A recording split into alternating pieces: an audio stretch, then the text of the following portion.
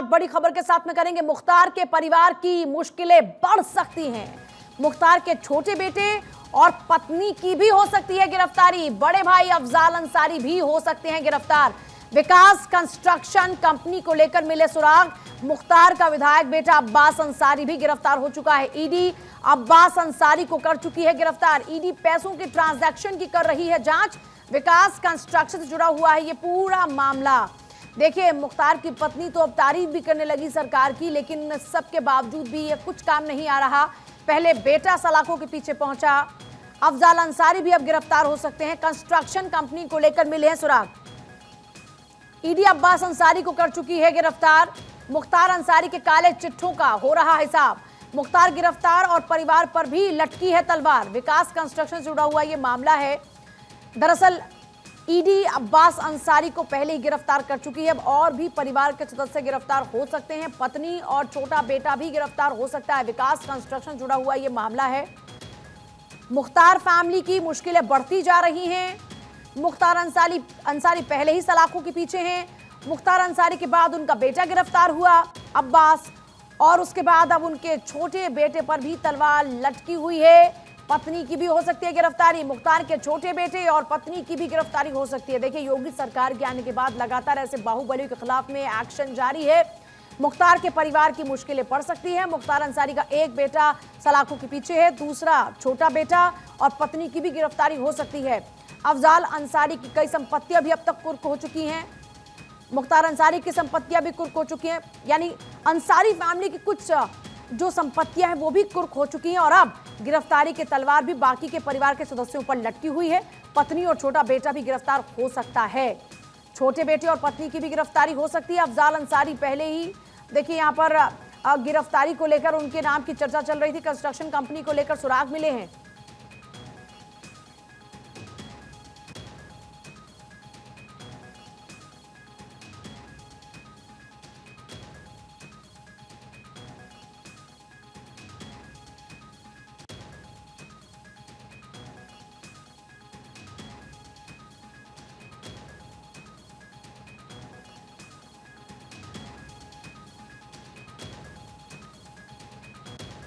देखिए, लगातार आपको अपडेट दे रहे हैं। मुख्तार अंसारी के काले चिट्ठों का लगातार हिसाब हो रहा है। और अब देखिए, पहले बड़ा बेटा गिरफ्तार हुआ, छोटे बेटे और पत्नी पर भी गिरफ्तारी की तलवार लटकी हुई है।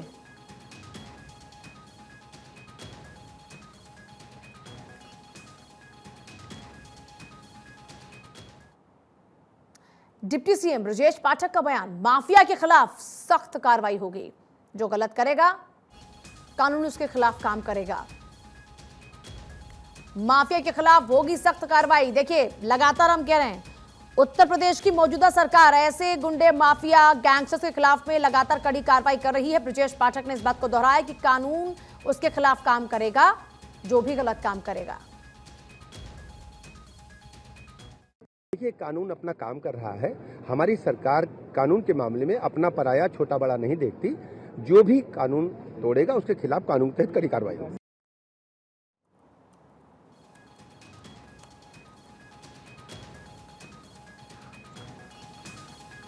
देखिए, माफी के खिलाफ में कार्रवाई होगी, ये तो तय है और लगातार कार्रवाई हो भी रही है। पहले ही मुख्तार अंसारी सलाखों के पीछे, उनका बेटा अब्बास भी गया, अब छोटा बेटा और पत्नी पर भी गिरफ्तारी की तलवार लटकी हुई है। अवनीश विद्यार्थी मेरे साथ, मेरे सहयोगी सीधे जुड़ रहे हैं। अवनीश का रुख करेंगे। अवनीश, क्योंकि आप बेहतर तरीके से इन पूरी फैमिली के बैकग्राउंड को भी जानते हैं, इनके काले कारनामों को भी जानते हैं, और अब जरा हमारे दर्शकों को यह भी बताइए कि कैसे अंसारी फैमिली में छोटे बेटे और पत्नी पर भी तलवार लटकी हुई है, किन किन मामलों में ये फंसे हुए हैं?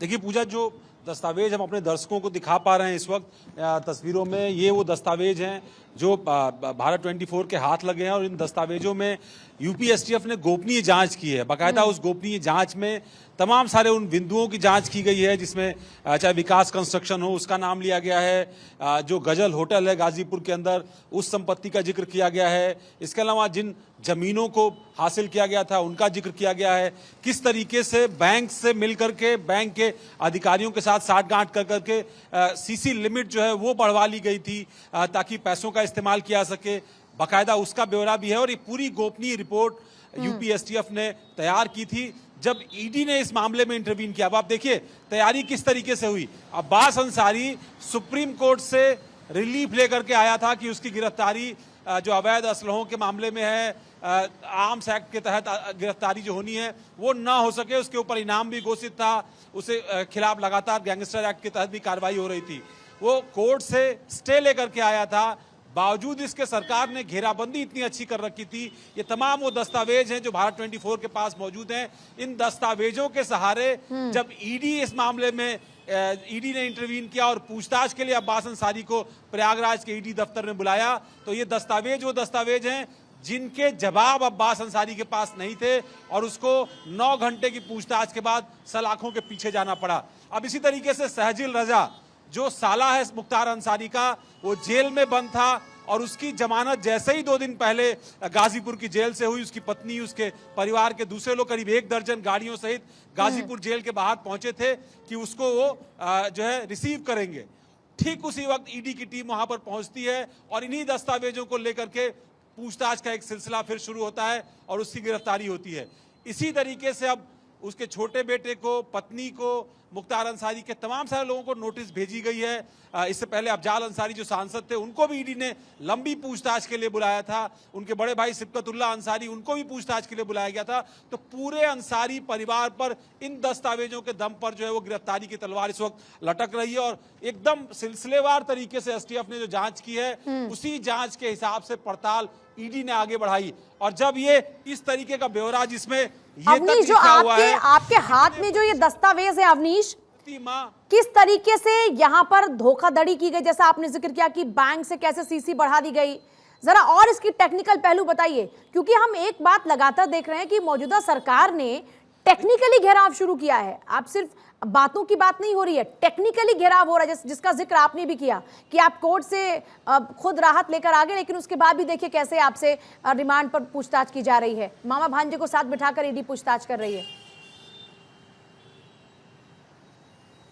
अब जैसे यूपी सरकार की एक स्कीम है राज भंडारण निगम के हिसाब से वेयर हाउसेज बनाने की। अब उस वेयर हाउस जो विकास कंस्ट्रक्शंस के नाम से तय किया गया था, खोला गया था, उस वेयर हाउस की जो उसकी कीमत थी, उस कीमत को बैंक के सामने असेसमेंट में बढ़ा करके दिखाया गया और उसका नतीजा ये हुआ कि जो सीसी लिमिट थी बैंक के अंदर वो अपने आप जो है वो बढ़ गई।